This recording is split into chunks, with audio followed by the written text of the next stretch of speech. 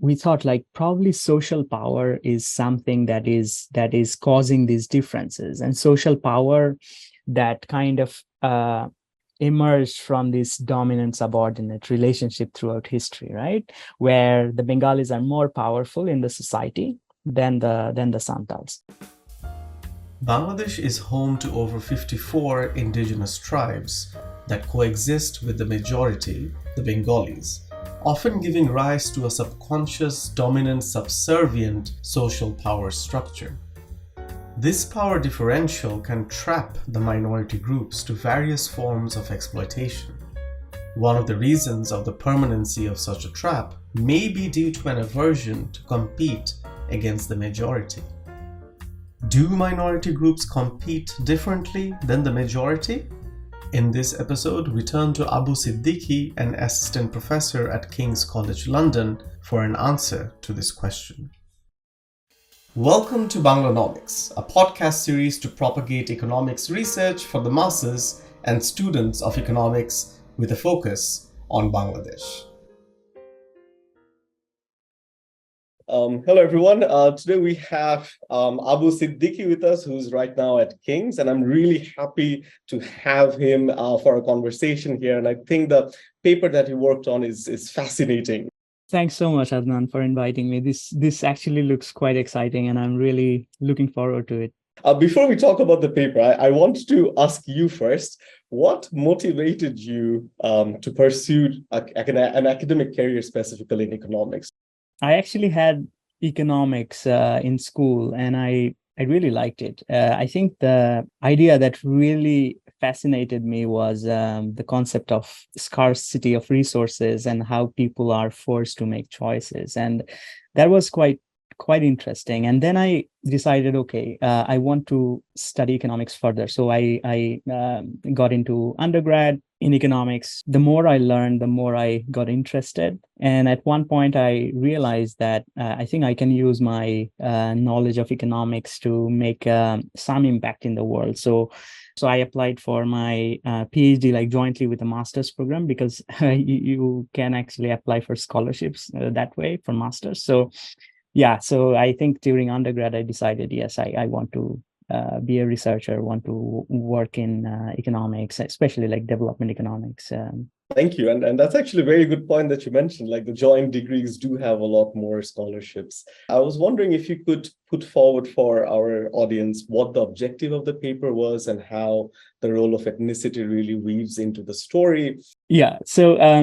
Like I grew up in Bangladesh, and I grew up in Rajshahi region, which is like home to all the Santals. I kind of grew up with them, and I know like how ethnic minorities are treated in the society. There is this dominant subordinate kind of relationship where the ethnic majority is like the dominant, whereas the minorities are the subordinate, and the relationship is not very harmonious. So that kind of inspired me to work on ethnicity. And my sister is an anthropologist actually, and she used to work with the Santals in that region. And I was in school, and I was really fascinated by all the work she was doing, all the field work, so I got really interested in ethnicity and the relationship actually between the majority and the minority. So the idea is about competitive preference, and competitive preference means like when someone really likes competing with others. So this is like a preference where, so someone might be really willing to compete with others, whereas others might not be that willing to compete, right? And what literature suggests that the gender difference in various outcomes, like in education outcomes, labor market outcomes, some of it can be explained by competitive preference, where women dislike competing with men, whereas men really like competing against women. That kind of explains why women are doing so poorly in various like labor market outcomes and so on. And just like women, we thought ethnic minorities also fare very badly in various outcomes, labor market outcomes, education, and so on. And we kind of use that idea to check, like, okay, can competitive preference explain this difference we are observing? Because once again, this is a context where there is a dominant group, there is a subordinate group for many, many years, right? And we actually wanted to check in this context, how is this competitive preference shaping up among these people, among both the majority and the minority? So yeah, that is basically the objective of the study. Thank you. Yeah, that actually ties in really well with how you title the paper. It's competitive preferences and ethnicity, experimental evidence from Bangladesh. And I'll put a link to the paper below this in the description. Before, again, we dive into the study itself and the methodology, since you mentioned about the ethnicity, the minorities and the majorities as well, that I think gives a good segue to talk about who were really the study participants and specifically why did you choose to work with them? This study took place in the Rajshahi region, which is in the northwestern part of Bangladesh. And the Rajshahi region and the nearby districts are actually home to the second largest ethnic minority in Bangladesh, and they are known as Santals. The reason, again, we chose them because we wanted a context where the relationship is very dominant subordinate. There is one ethnicity who's like the dominant group, another ethnicity which is the subordinate group, and the dominant group is faring very well in various outcomes, whereas the subordinate group is not. So all of these things, actually, all of this criteria actually matches with Santals and Bengali in this context. That's why we decided to test our hypothesis here. One aspect that might be new to some of our audience is a lab in the field experiment. If you could briefly explain what a lab in the field experiment really is. Yeah. So usually like lab in the field experiment is basically a combination of lab experiment, which is done in lab. I'll explain that in a bit. So lab in the real world settings. So you actually have a lot more external validity, basically. What is a lab experiment? So we do experiment to check, let's say we have some hypothesis that if we give someone some training about, let's say, a website, and we don't give another group no trainings, we just assume that the person who is given training would, their skill would improve, let's say.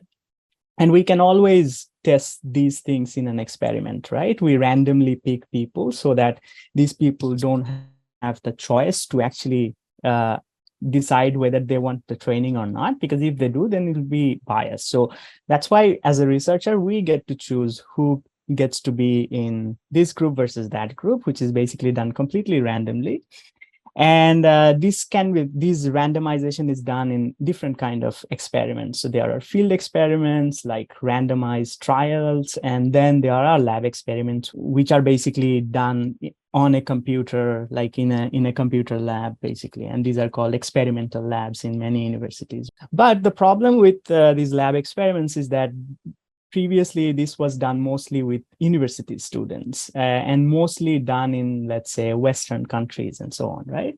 So over time, the methodology expanded. All the big people in economics, they actually expanded the idea, and they tried to test, okay, can we do these similar experiments in other settings, in the field, in developing countries and so on, right? And that's when the lab in the field experiment or the concept actually came in. It was basically setting up these lab experiments, but in a context which is, let's say, non-students and mostly done in developing countries. So it's, for example, in villages where people don't know how to use computers. So you have to use something else to measure their choices and so on. So on to your experiment then. How was the experiment set up?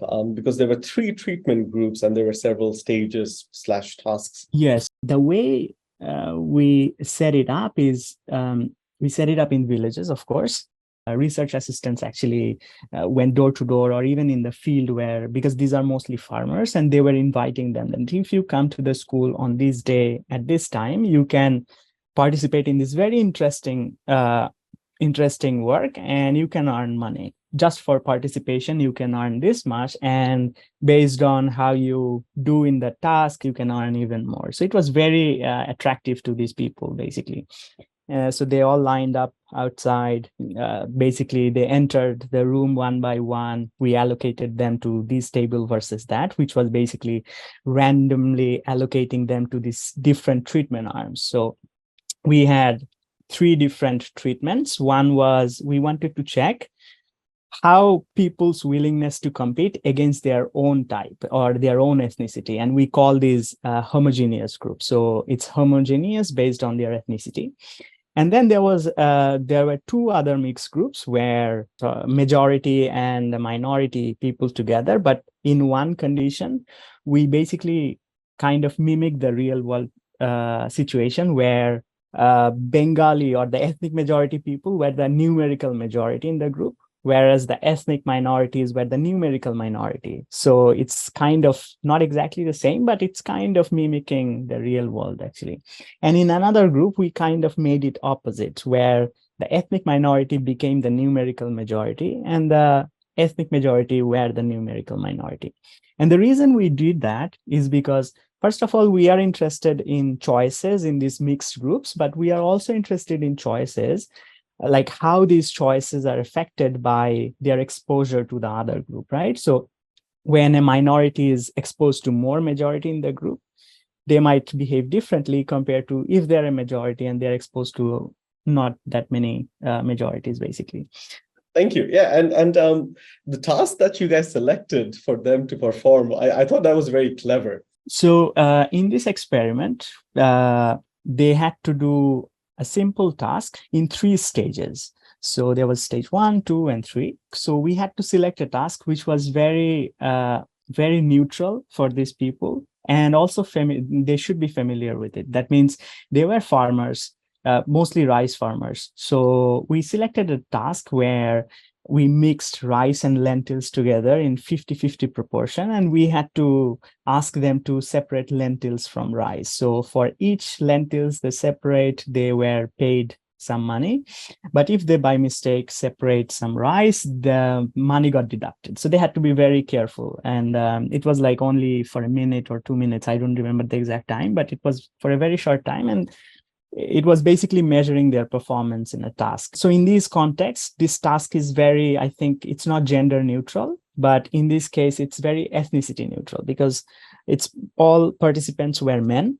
We didn't have any women participants. And all of these men actually never cooked at home or never separated these stones from rice and so on. So it was very, very new task for these people. So we had these 3 stages. The first stage is called piece rate, where they were paid based on the number of lentils they could separate. That means if they could separate, I don't know, 50 lentil, they were paid based on that. So there was no competition, no nothing. So it was just piece rate. The next stage was the tournament stage, where tournament means there were like each group had 6 participants in it. And the tournament is whoever separates the most number of lentils would be the winner and would get a lot of money, whereas the others who are losers, they don't. So this kind of introduces this winner take all or this tournament scheme. And the reason we had these 2 is because, first of all, we wanted to check if there is any ethnic differences in terms of performance or in terms of the task. Is the task biased or unbiased? And second of all, we wanted to make sure that these people get the flavor of both piece rate and tournament schemes before they make choices in their third. Because if they don't, then they don't know like how, first of all, they don't have an idea that what is their ability or productivity in the task. And second of all, they don't know like how, let's say, winning in piece rate feels like, or winning a tournament feels like, right? So then comes the third stage, which is our main basically stage for this study, which measures competitive preference, where these people were asked before performing the task whether they would like to be paid according to the tournament or the piece rate. So tournament is the competitive scheme, whereas piece rate is a non-competitive scheme. And that kind of measured their choice, whether they want to compete or not compete, basically. Okay, so in this case, could you explain what you guys find from the first two stages, and then something happens when you guys move on to the third stage? The first thing is in the first stage, we don't find any difference in terms of ethnicity. So this is like a non-competitive situation. Everyone is performing just to win some money, right? And what we find is that both ethnic majority and minority, they perform equally, which kind of suggests that this was a very ethnically neutral task. When I say not different, it just means that not statistically different. There was some difference, but it was not statistically significant. And then in the tournament, we find again the same thing. So in terms of tournament, we find that both ethnicity, both ethnic groups actually performed equally. And when we disaggregate the findings, I think in the tournament, we find that both groups become more and more competitive when they are a numerical minority in the group, right? So when they becoming numerical minority can remind them of many things, right? So it can remind them of, okay, I am the only person, or very few of us are competing against such a big crowd. We should do good, and so on. So we actually see that pattern, and it's present among both ethnic majority and minority. But then in the third stage, when we see the choice, basically, we see that now the pattern kind of completely changes for the ethnic minority. So the majority stays the same. So when they are a numerical minority, they compete the most. When they are a numerical majority, they compete a bit less. And when they are completely homogeneous, that means they're only competing against their co-ethnics, their choices were the lowest, basically. And then for the Santals, it was the opposite. So when they are competing against only Santals in homogeneous group, their entry was the highest. So they were choosing to enter competition the most. And then the more Bengalis entered the group, that means when Santals are now a numerical majority, then their competitive preference drops compared to the homogeneous group. And then at the end, when they became a numerical minority, their competitive preference dropped even further. What we think is that when the minorities became numerical minority, which is kind of mimicking the real world situation, right? That kind of reminded them of this dominant-subordinate relationship, that I am a subordinate, I'm from a subordinate group, and I shouldn't be competing with the majority. Whereas for the majority, they were competing the most against in those groups. And it kind of, when they were a minority, it kind of reminded them that they are the dominant group and they should act dominantly against the minority, which we think was the triggers that affected these choices. I thought that was very interesting because it's kind of like it's subconsciously ingrained from their birth. They've been facing this around their culture throughout their lives. So it kind of gets embedded in their willingness, exposure, their preferences, structures as well. So I thought that came out brilliantly. One of the few variables that were significant was the intercultural competence. And I was curious about what that variable really represented. Intercultural competence is basically, we got this from the literature. It's just about how much you know about the other culture, right? But what we were trying to capture here in this study is we used it as a proxy for how much they kind of socialize or interact with others. Because if they are interacting a lot with others or socializing a lot with others, let's say Santals socializing a lot with Bengalis, they would know a lot about them. So the higher the number in this index, the more they must have socialized. So that was kind of the proxy idea we had. And when we control for that in the regression, I think it's positive and significant, right? So positive and significant would mean that people who basically interacted more or knows a lot about the Bengalis, they chose to compete with them more, right? And if they were completely unknown or didn't know much about the other people, they were kind of afraid to compete.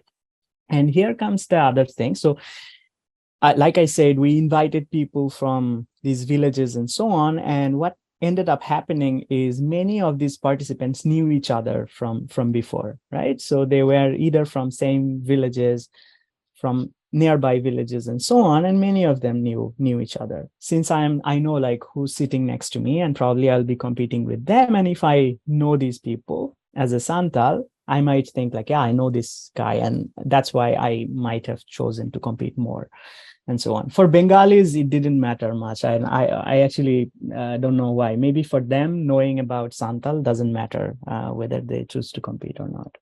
I was thinking if you could say something about the potential mechanisms through which this operated. So in terms of mechanism, we thought like probably social power is something that is causing these differences, and social power that kind of emerged from this dominant-subordinate relationship throughout history, right? Where the Bengalis are more powerful in the society than the Santals. And in order to test that, we actually, I remember looking at people's income and their land holdings. So basically their wealth or material well-beings as the main channel, because these people, these participants knew each other. It's very possible that they knew whether the Bengali is a rich Bengali or a poor Bengali and so on, whereas the Bengali knew whether the Santal is very poor or rich and so on, right? Our experiment was very organized in the sense based on ID numbers. We knew who was sitting around whom, right? And we could check like for each person, they are exposed to which people and what were their income like. So we actually explored that. Income was capturing some effect. Others' income was making people to compete less. In this case, social power, it's a very, very difficult concept. We think like one aspect of social power is someone's income, and that was actually affecting people's choices to compete with others. There are like other mechanisms in the sense that people might not be willing to compete against others because their confidence level is not that much, right? So we measure confidence. Competing can be a risky thing to do, and we wanted to also rule out the risk channel basically, and we also have a incentivized risk game, and we also rule that out. So at the end, we ruled out all these potential mechanisms, and we still have the effect. But the thing is, social power is multidimensional, and we didn't capture many aspects of social power in it. So there can be some social power or some types of power that is unobserved, and that might be affecting the choices. If you could suggest one policy to policymakers of Bangladesh, something based on the study that you guys did, what would it be? We find that intercultural competence or knowing others is a big factor in terms of like whether the minority chooses to compete with majority, right? So if they knew the other person very well, they were more likely to compete. And what happens in this context is that the majority, the dominant and the subordinate group, they don't mix very well. For example, in our survey questions, we found that they don't invite others to their home, or they don't go to their homes, or because they also have different culture, they have different festivals, they don't attend each other's festivals and so on, and they don't invite others. So in terms of socialization, it's very poor in this context. And I think one way would be to have policies where majority minority can freely mingle with each other, mix with each other, get to know each other, right? So if they become friends with, let's say, minority, they might change their perception, change their ideas about them. And maybe the minorities, if they get to know the majorities, they would feel like more included, and they would feel more open to competing. Even like, so in this case, it's not like competing in the game. Think about like applying for education or at universities where I know like there are thousands of ethnic minority students there and I have to compete with them, right? So, or in a job where it's dominated by ethnic majorities and the minorities might be more willing to apply for those kind of jobs and so on. Since you are an early career, and I'm really happy to have you here today, I think your suggestions and advice and feedback will be really valuable to students who are looking to pursue a career in economics, especially in the research track. What advice would you give them? There are many things they can do because economics is really, really interesting. And since they are already studying economics, very, very well done in terms of the choice. And the way I think they can polish themselves is by improving their technical knowledge in terms of like economic theories, the methodologies, and so on. It's extremely valuable, and this is the time to actually work on these things. And second is try to discuss ideas or try to get like mentoring from your professors, or for example, in this case, Adnan, or if you're my student and you're watching this, don't feel shy, reach out. Finally, I would say engage in research very early because if you are an undergrad, you will find that there are opportunities to work as research assistants for professors. When I was an undergrad, I remember doing this volunteer research assistant works for my professors. It was basically just sorting data and all these things, but I learned a lot, especially from discussions, from the advice and so on. Fantastic having you here today, and thank you for the conversation. And I look forward to seeing you in person. Me too. And thanks so much for inviting me. And it was really fun, actually. Thanks. Bye, everyone.